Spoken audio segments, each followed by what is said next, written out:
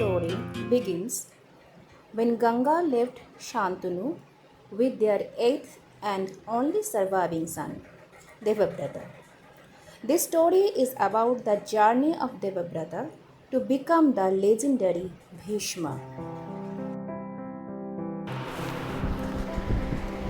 When Ganga left Shantanu with their son, Shantanu, filled with grief, began to practice brahmacharya and ruled his kingdom extremely well. Years later, one day, while roaming along the banks of the river Ganga, Shantanu saw that the water of the river had turned shallow.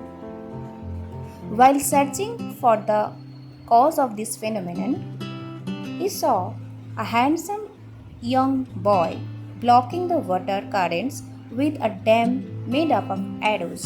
Shantanu, upon seeing this, wondered who that boy was.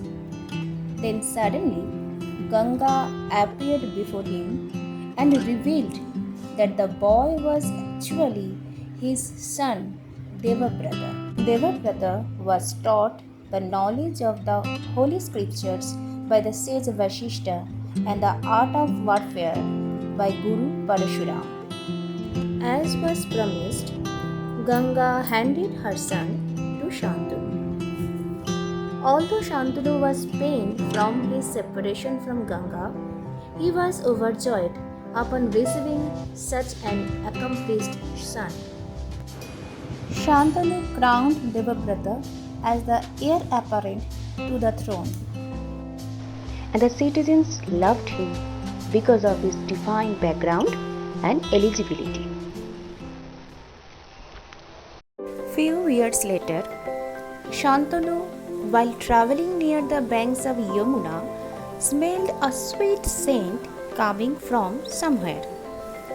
While searching for the cause of the scent, he came across a beautiful fisherwoman, Shattavati. Shattavati was an adopted daughter of the chief of the fishermen of her village. Shantanu fell in love with her and asked for her hand in marriage from her father. However, the fisherman chief told that he would only agree if Shantanu promised that Shattavati's son would inherit the throne of Hastinapur. Shantanu rejected the offer as he already promised the throne to Devabrata and returned to the palace. He started to avoid any company and spent his time in grief and solitude.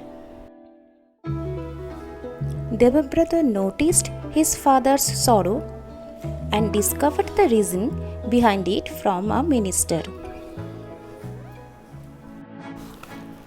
Devabrata immediately rushed to the cottage of the fisherman chief and begged him for Satyavati, but the fisherman chief repeated his former condition.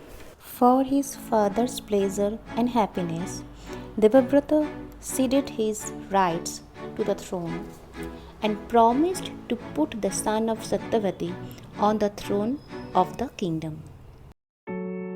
Satyavati's father was not assured as he claimed that disputes were likely to arise between Satyavati's son and Devabrata's children regarding the rights to the throne. To satisfy him, Devabrata took the vow of lifelong brahmacharya or celibacy, thus denying himself the pleasures of marital life. The celestials showered flowers from the heaven and he came to be known as Bhishma as he took a terrible vow. With the consent of the fisherman chief, Bhishma took Satyavati to his father. Being informed about Bhishma's vows, a loving father, Shantanu, gave Bhishma a boon of Ichha Mrityu, the control over the time of his death. Shantanu and Satyavati soon got married, and the story of Mahabharata took its turn to Kurukshetra.